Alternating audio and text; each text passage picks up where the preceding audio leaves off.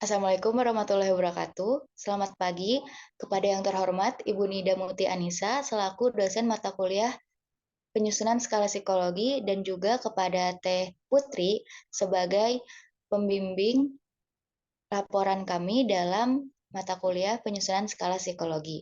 Perkenalkan, di sini saya Siska Putri Septiwi sebagai moderator dan juga rekan saya Debbie Sutanti Limin.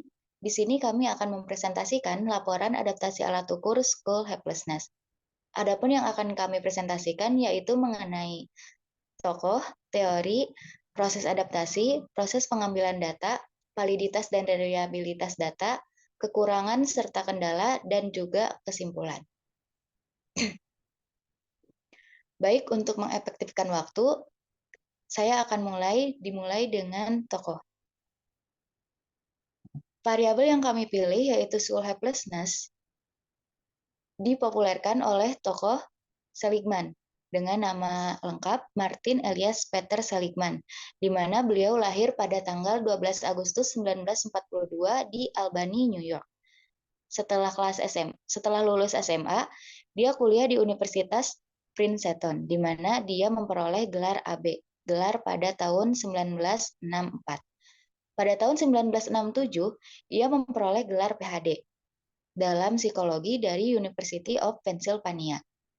Ia adalah seorang psikolog Amerika, pendidik, dan penulis buku self-help. Selain itu, Seligman juga merupakan mantan presiden dari APA atau American Psychological Association. Kemudian selain itu juga beliau dijuluki sebagai Bapak Psikologi Positif Modern. Baik, kemudian selanjutnya mengenai teori. Teori yang kami pakai yaitu school helplessness, di mana awalnya didasari dari learn helplessness atau model ketidakberdayaan yang dipelajari mengasumsikan bahwa subjek berada dalam situasi yang tidak terkendali yang disebut pelatihan ketidakberdayaan, membuat mereka belajar tentang kurangnya hubungan antara tindakan dan hasil yang diinginkan. Dengan berfokus secara khusus pada lingkungan sekolah, learn helplessness dapat mempengaruhi prestasi sekolah siswa karena dikaitkan dengan berbagai variabel psikolognya yang memainkan peran penting dalam pembelajaran, misalnya rasa efikasi diri, representasi diri, harga diri, motivasi, dan kecemasan. Penelitian juga membuktikan peran mediasi ketidakberdayaan intelektual dalam hubungan antara ancaman stereotip dan prestasi sekolah. Selain itu, harapan tidak adanya pengaruh terhadap terjadinya peristiwa menyebabkan ketidakberdayaan yang dipelajari, yang disertai dengan defisit kognitif, motivasi, dan emosional. Nah, defisit kognitif ini dimanifestasikan oleh harapan akan ketidakefektifan tindakan dalam situasi tugas baru, menyebabkan kesulitan dan dalam mengenali hubungan antara perilaku dan solusi yang benar. Bahkan jika hal itu dihasilkan. Defisit motivasi diwujudkan dengan berkurangnya atau hilangnya motivasi untuk mengambil tindakan dan pengunduran diri dari pengendalian kejadian.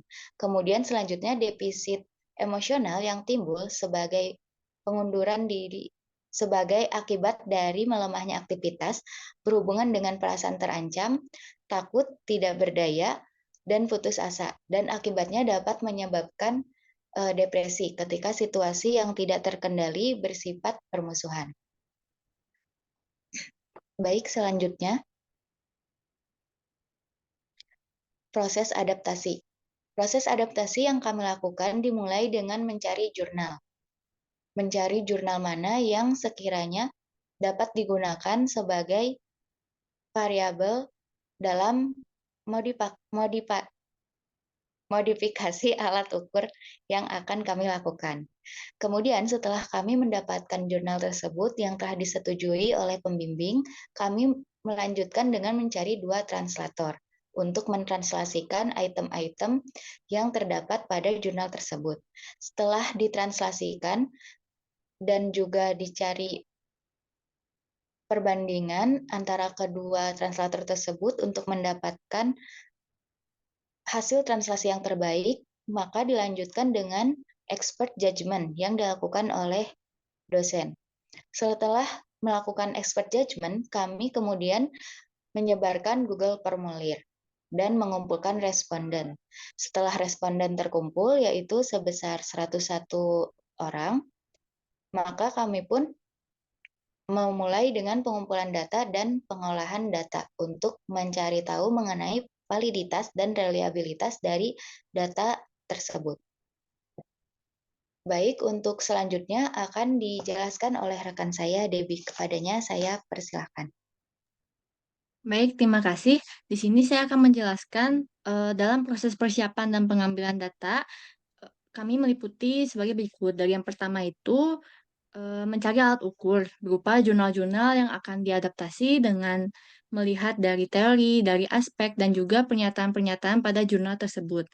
Kemudian, kami melakukan bimbingan mengenai alat ukur tersebut dan menentukan kriteria dan juga responden yang akan digunakan di dalam penelitian ini. Kemudian yang ketiga, kami melakukan translasi dengan mencari dua translator untuk menerjemahkan pernyataan-pernyataan tersebut.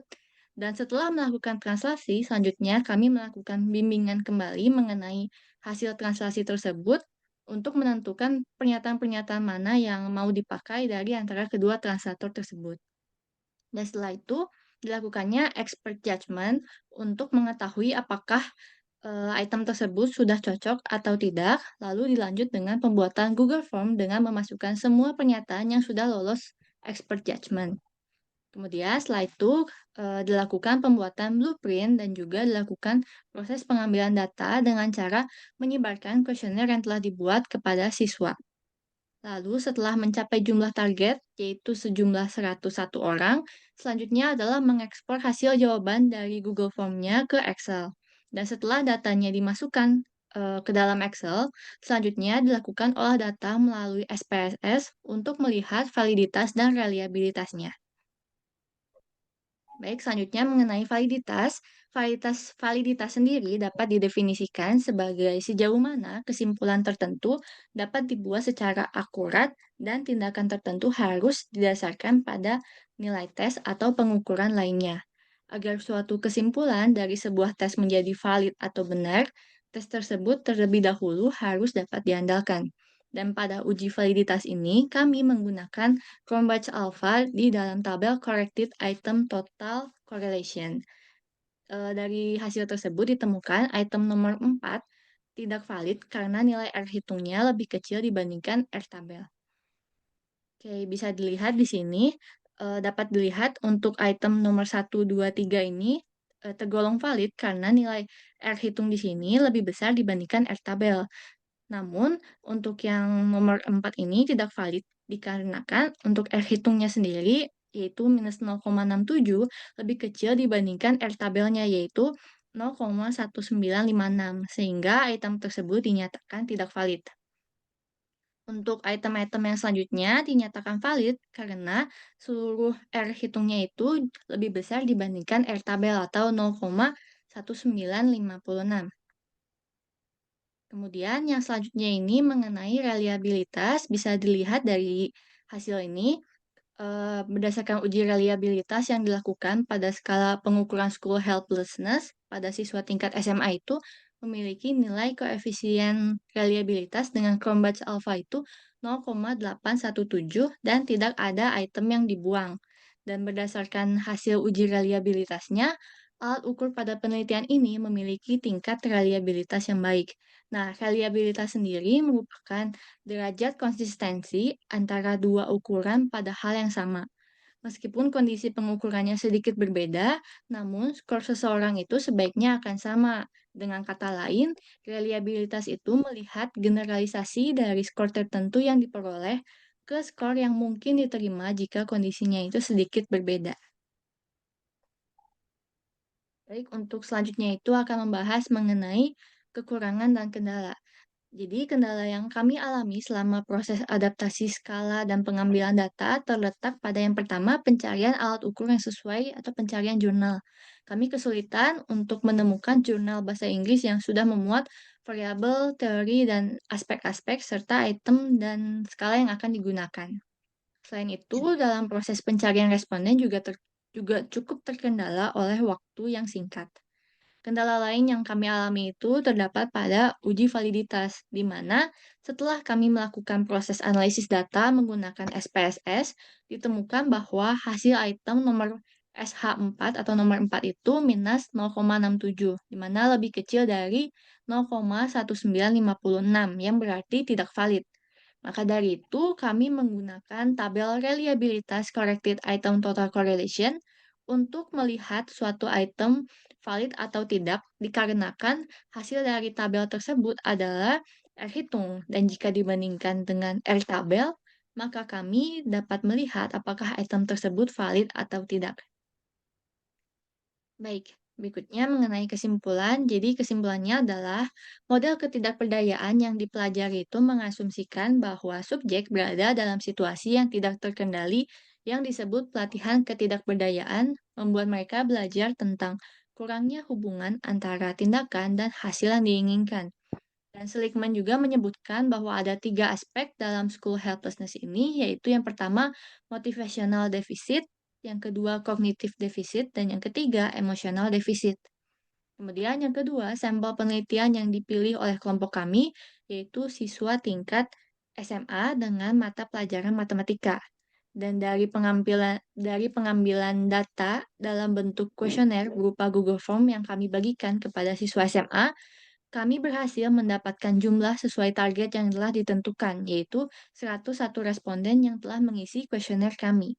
Kemudian yang berikutnya, berdasarkan uji reliabilitas yang dilakukan pada skala pengukuran school helplessness, memiliki koefisien reliabilitas dengan Cronbach alpha 0,817 dan tidak ada item yang dibuang. Meski demikian, jika dilihat dalam tabel corrected item total correlation, ditemukan bahwa item nomor SH4 atau item keempat ini mendapatkan hasil minus 0,67, di mana hasil tersebut lebih kecil dibandingkan R tabelnya sehingga dapat dikatakan bahwa item nomor SH4 ini tidak valid. Sekian yang dapat saya sampaikan, saya kembalikan lagi kepada moderator. Terima kasih. Baik, terima kasih Debbie atas penjelasannya. Baik, mungkin cukup sekian yang dapat saya dan rekan saya sampaikan. Terima kasih atas perhatiannya. Saya akhiri. Wabillahi taufiq wal hidayah. Wassalamualaikum warahmatullahi wabarakatuh.